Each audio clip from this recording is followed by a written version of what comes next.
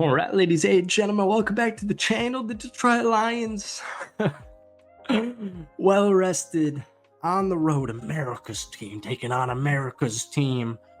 47-9 road victory this afternoon against the Dallas Cowgirls. Vengeance game from this time last season, losing on a BS call. We saw another BS call about the offensive line. I won't even get into that. Ben Johnson in his bag, Jared Goff in his bag.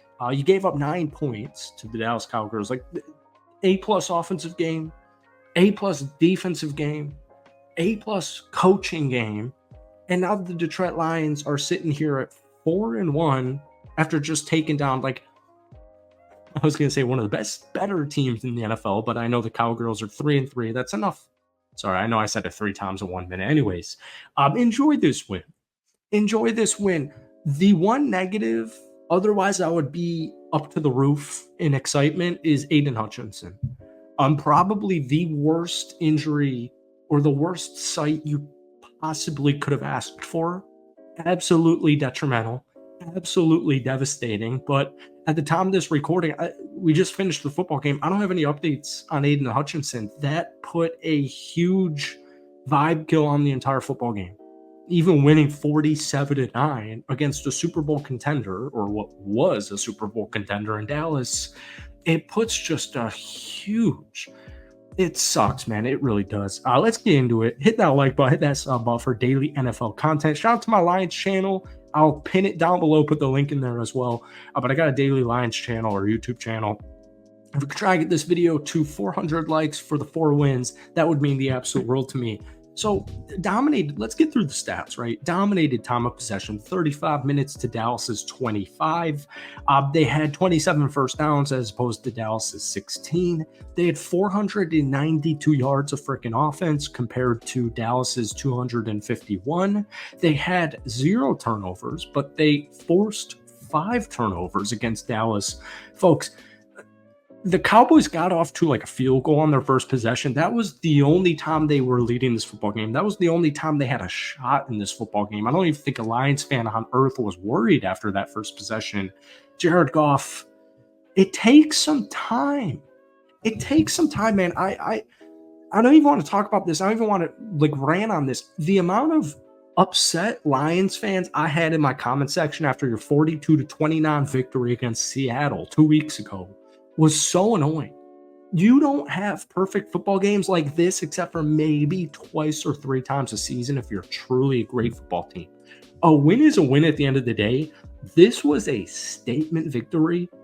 Jared Goff, it takes, folks, the season went from 16 to 17. Preseason went from 4 games to 3 games. It takes some time. The first month of the season, it takes some time to get everything clicking and everything firing on all cylinders. It takes some time for every positional group. One game, you'll have a good offensive game and a bad defensive game. Next game, vice versa. Now we're in a third of the season, a little bit into the third of the season, and this is where you're really going to see not only NFL teams separate from each other, but you're going to see the Detroit Lions separate themselves from other teams all across the National Football League. Jared Goff, shout out, 18 of 25, 315 yards, 3 touchdowns, no interceptions, 12.6 yards per completion. I'm going to take it. Any game you have your backup QB playing Hendon Hooker, 1 of 2, 19 yards. Anytime you have your backup QB playing, actually, it's kind of a 50-50. You could be on the other side of this. But if you're winning a football game, you got your backup quarterback in the last couple of possessions, you're looking pretty freaking good. David Montgomery, 12 carries, 80 yards, 2 touchdowns, average 6.7 yards per carry. Jahmyr Gibbs, keep these kids healthy. 12 carries, 63 yards, 5.2 yards per carry.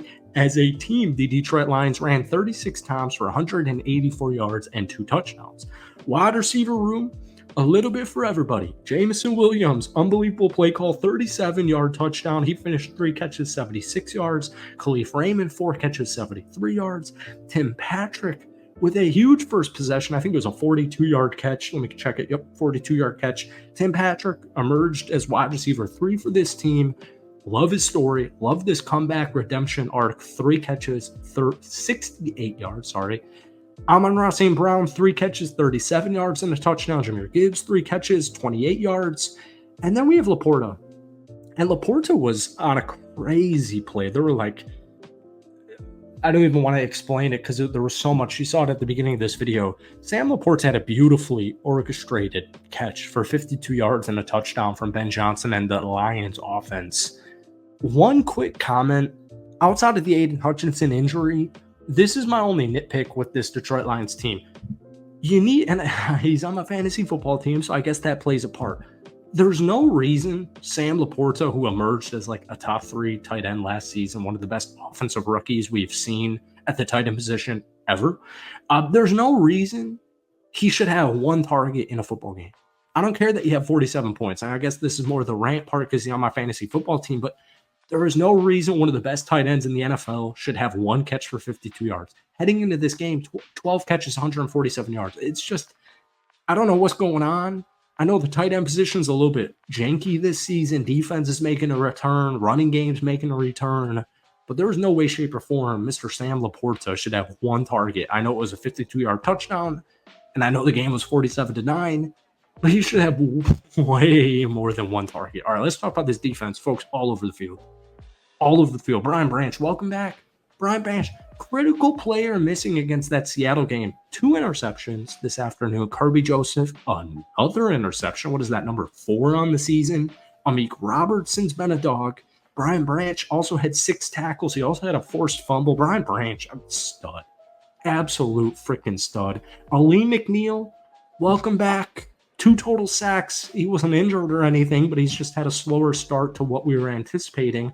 2 sacks, huge player. Rakestraw had a couple of nice tackles. Carlton Davis, before he got banged up, had some great pass breakups. Same thing applies to Terrion Arnold. But that, I don't want to do this. We have to talk about Aiden Hutchinson. I don't want to speak too much on Aiden because we don't know the severity of the injury. But when you have, like, Micah Parsons came up and tapped him, and he got carted out. Anytime you have a guy carted out, it's not good. In this situation, my thought is more not of what are the Detroit Lions going to do, because they're probably for certain going to hit the trade market. They're definitely going to trade for some type of player at the edge position.